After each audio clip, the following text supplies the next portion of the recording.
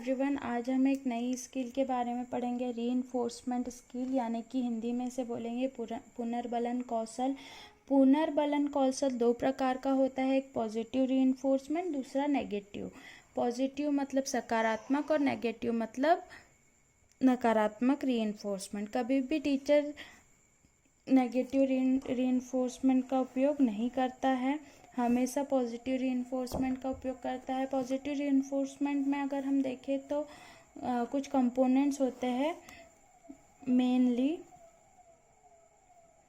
तो वो है पीवीआर। पीवीआर क्या होता है? Positive verbal reinforcement. जैसे आपने क्वेश्चन पूछा स्टूडेंट से और उसने रिप्लाई किया, तो आप उसको बोलोगे good, very good, nice, excellent. इस प्रकार के जो रीइंफोर्समेंट आप उसको वर्बल रीइंफोर्समेंट दे रहे हैं, वो पॉजिटिव रीइंफोर्समेंट में आएंगे। नेक्स्ट है पीएनवीआर। पीएनवीआर पॉजिटिव नॉन वर्बल रीइंफोर्समेंट, मतलब आप उसको कुछ बोल के नहीं बताओगे, आप उसको थम्स अप दे दोगे या फिर आप उसको सर हिला दोगे या फिर ओके, ओके भी नहीं।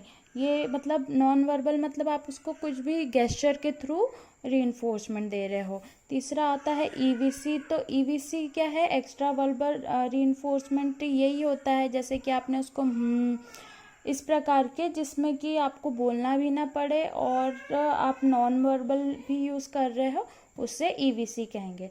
नेक्स्ट हम देखें तो रीडिंग एंड रिफ्रेशिंग। ये क्या होता है? आप उसके क्वेश्चन आंसर को पढ़ोगे और वो कहीं अटक रहा है तो उसको रिफ्रेश करोगे उसके आंसर को, कि ऐसा नहीं बेटा ऐसा। WPABB क्या होता है? कि अगर उसके आंसर्स को आप ब्लैक बोर्ड पर लिखोगे, वो कहलाता है WPABB।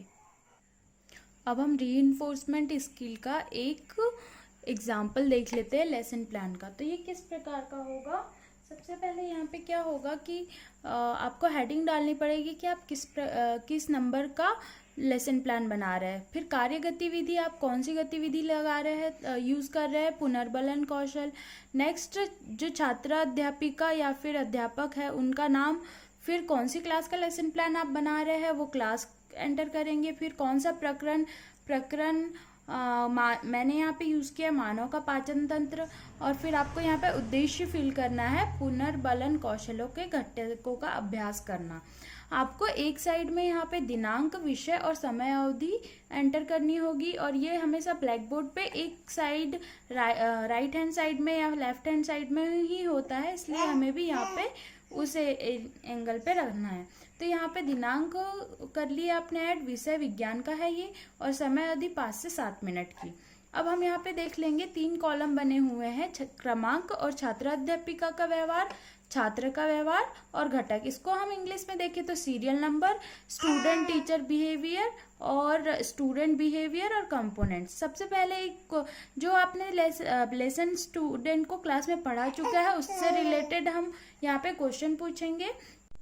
सबसे पहला क्वेश्चन, कार्य करने के लिए किसकी आवश्यकता होती है? तो आपने ये लेसन पहले से स्टूडेंट को पढ़ा रखा था, उसने रिस्पॉन्स किया, ऊर्जा की। तो यहाँ पे कंपोनेंट यूज़ होगा पीवीआर। पीवीआर का मतलब मैंने आपको पहले समझा दिया था, पॉजिटिव वर्बल रीइंफोर्समेंट, यानी कि गुड, वेरी गुड। यहाँ पे मैंने गुड दिया है। हमें ऊर्जा कहाँ से मिलती है? तो हमें ऊर्जा भोजन से मिलती है, यहाँ पे फिर से पीवीआर। यहाँ पर एक आपको यूज़ करना होगा वेरी गुड, यहाँ पे मैंने नहीं किया है तो यहाँ पे मैम ने क्वेश्चन मार्क लगा दिया है। भोजन के बड़े अणुओं को छोटे अणुओं में तोड़ने के लिए क्रिया को क्या कहते हैं? तो पाचन कहते हैं। तो यहाँ पे कौन सा कंपोनेंट यूज हुआ? ईवीसी हुआ। ईवीसी भी मैंने आपको बताया था, एक्स्ट्रा वर्बल कंपोनेंट। ठीक है, नेक्स्ट क्या है? पाचन क्रिया में कौन से तंत्र में संपन्न होती है? तो पाचन तंत्र में। फिर से यहाँ पे पीवीआर यूज हुआ। पाचन तंत्र में कौन सी क्रिया होती है? तो कौन सी होती है? कि पाचन क्रिया होती है।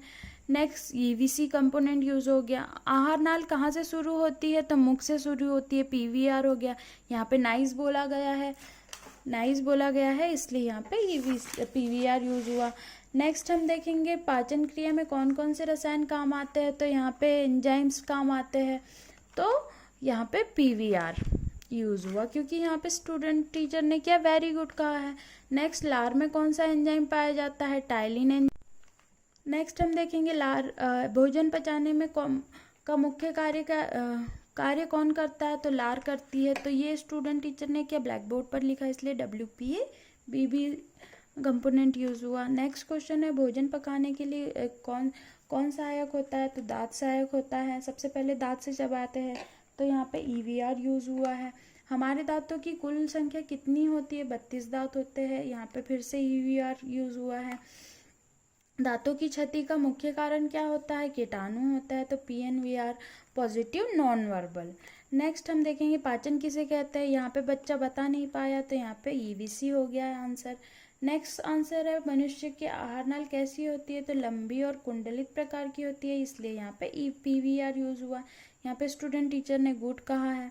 आहार नाल की लंबाई कितनी होती है, 9 मीटर होती है, तो इसको स्टूडेंट टीचर ने क्या किया, ब्लैक बोर्ड पर लिखा। नेक्स्ट क्वेश्चन है आहार नाल का पहला भाग कौन सा होता है, तो मुगुआ होता है, फिर से PVR कंपोनेंट्स। आपको इसमें ज़्यादा से ज़्यादा कंपोनेंट यूज़ करना है, एक PVR और दूसरा PNVR। बाकी कंपोनेंट आप ज़्यादा टाइम यूज़ ना करें। जैसे टोटल क्वेश्चन 25 है, तो आप ज़्यादा से ज़्यादा उसमें से 10 PVR कर ले, 5 PNVR कर ले और बाकी कंपोनेंट्स को बांट ले। नेक्स्ट क्वेश्चन पे जाते हैं, मुगुआ के प्रमुख भाग कौन कौन से होते हैं, तो जीभ होती है, दांत होती है, इसको स्टूडेंट टीचर ने ब्लैक बोर्ड पर लिखा। मनुष्य के दांत कितने भाग होते हैं, 3 भाग होते हैं, PVR कंपोनेंट यूज हुआ। ग्रास नली की लंबाई कितनी होती है, 25 सेंटीमीटर होती है, तो PVR। आमाशय से कौन सा रस निकलता है, तो जठर रस निकलता है, फिर से WPA BB यूज हुआ है। आंतें कितने प्रकार की होती है, 2 प्रकार की होती है, PVR यूज हुआ है। पाचक ग्रंथियाँ कितनी होती है, तो यहाँ पर 2 होती है, फिर से हमने यहाँ पे PVR यूज हुआ है। यहाँ पे एक्सीलेंट बोल दिया। मानव शरीर में सबसे बड़ी ग्रंथि कौन सी होती है, तो यकृत होती है, यहाँ पे फिर से EVR यूज हुआ है। स्टूडेंट टीचर ने गुड बोला है। पित्ताशय का आकार कैसा होता है, पित्ताशय का आकार कैसा होता है, तो नाशपाती के जैसे होता है, इसको स्टूडेंट टीचर ने ब्लैक बोर्ड पर लिखा है। तो ये फिर से क्या होगा, अब हम इसमें फीडबैक देख लेंगे। तो सबसे पहले आपको यहाँ पे स्किल का नाम लिखना है, फिर वही एंट्रीज करनी है। एंट्रीज करने के बाद आपको यहाँ पे PVR और जितने भी घटक है उसके टैली मार्क लगाने हैं कि आपने कितने बार कौन सा कंपोनेंट यूज़ किया है। तो मैंने यहाँ पे यूज़ किए हैं PVR PNVR EVR RNR WPA BB, तो इनका सबका टैली मार्क लगाना है। फिर यहाँ पे आपको स्टूडेंट टीचर के सिग्नेचर मिल जाएंगे। नेक्स्ट हम देखेंगे टीचर के सिग्नेचर। आज के लिए इतना ही, नेक्स्ट मिलते हैं नेक्स्ट वीडियो में। और वीडियो पसंद आया होगा तो लाइक शेयर और कमेंट करें, और मैं इसी स्किल के और दो लेसन प्लान लेके आऊँगी। Thank you so much.